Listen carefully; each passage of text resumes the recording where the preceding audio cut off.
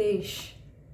मैंने कहा यह देश मेरा है, उसने कहा यह देश मेरा है। अपनी अपनी जगह हम दोनों तने हुए हैं, मगर ढीला पड़ता हुआ यह देश सुबक रहा है। मतलब ये आखिरी कविता है दोस्तों।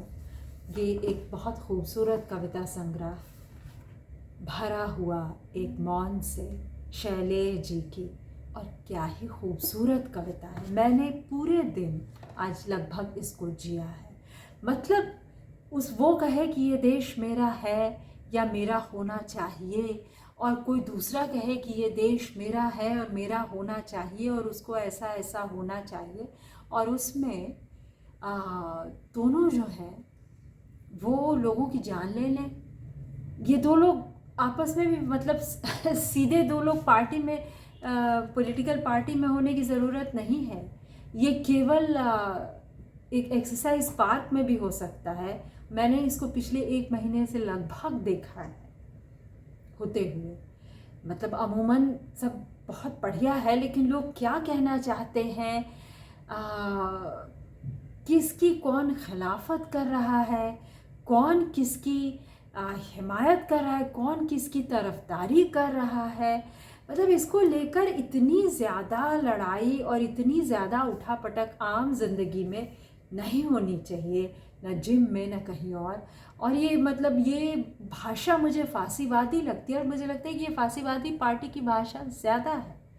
तो शायद जिस निरपेक्षता की ये बात कर रहे हैं, हम शायद उससे या जिस स्थिति की बात यह कविता कर रही है वो तो बहुत सही है, बहुत ज़रूरी है उस स्थिति की ओर ध्यान देना। लेकिन इस कविता में एक कहीं ना कहीं निरपेक्षता भी है जो फिर हमें एक कटघरे में खड़ा करती है। मैं भी निरपेक्ष लोगों में से ही हूँ, बिल्कुल शैलेश जी की तरह। लेकिन अगर ये फांसीवादियों की भाषा है तो इसका कैसे जवाब दिया जाए? क्योंकि यहाँ तो मान लीजिए कि ये हो गया फिर कि फांसीवादी कह रहे हैं ये देश मेरा है, और मैं कह रही हूँ कि ये देश मेरा है, और देश तो सुबक रहा है। उसमें फांसीवादियों के भी तत्व होंगे, या शायद उनमें सुबकने की ताकत नहीं है, लेकिन हम सब तो हैं ही जो परेशान हैं बिल्कुल, मतलब एक अजीब सी फांसीवादी दबंग पने से। तो इस बेहतरीन कविता की व्याख्या करके आशा है मैंने इस कविता के क्रिस्पी सौंदर्य को आपके लिए कम नहीं किया है।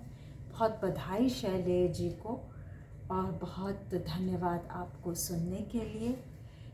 दरअसल एक कविता चलिए मैं और सुना देती हूँ, और इस बार व्याख्या नहीं करूँगी। सर्वथा जब चीज़ें इतनी गड्ड-मड्ड हों कि कुछ भी ढूंढना अंधेरे में हाथ पैर मारने जैसा हो जाए, क्या यह आवश्यक नहीं कि सारा परिदृश्य ही बदल दिया जाए, और सर्वथा एक नई लय, एक नया अनुशासन खड़ा किया जाए कि सिर्फ रात रात कहने से अंधेरा नहीं छलता।